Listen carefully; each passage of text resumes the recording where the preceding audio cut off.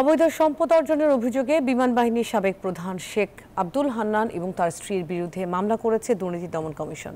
রোববার বিকেলে নিয়মিত ব্রিফিংয়ে এই তথ্য জানান দুদক মহাপরিচালক আক্তার হোসেন।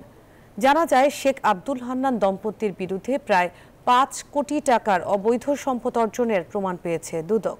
এছাড়া সাবেক এই বিমান বাহিনী প্রধানের 6টি ব্যাংক হিসাবে 27 কোটি টাকার সন্দেহজনক লেনদেনেরও প্রমাণ পেয়েছে দুদক। এছাড়া কাতার, দুবাই ও কানাডা সহ বিভিন্ন দেশে এই দম্পতির সম্পদ অর্জনেরও খোঁজ মিলেছে বলে জানায় দুদক।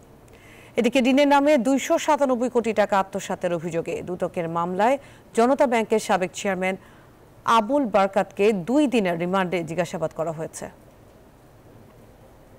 Air chief marshal Sheikh Abdul Hannan সাবেক বিমান বাহিনী প্রধান 3 কোটি 28 লক্ষ টাকারও বেশি মূল্যের সম্পদ অর্জন পূর্বক নিজ দখলে রাখায় এবং তার নিজ নামে 6টি ব্যাংক হিসাবে 27 কোটি 63 লক্ষ টাকারও বেশি সন্দেহজনক লেনদেন করে উক্ত অর্থ হস্তান্তর, স্থানান্তর, রূপান্তর করার অপরাধ অনুসন্ধানকালে প্রমাণিত হয়েছে।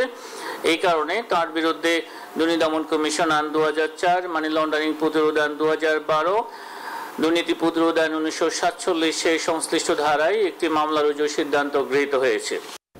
বান্ডেল থাকলে প্রতি সেনমানিতে টাকা বাঁচবে।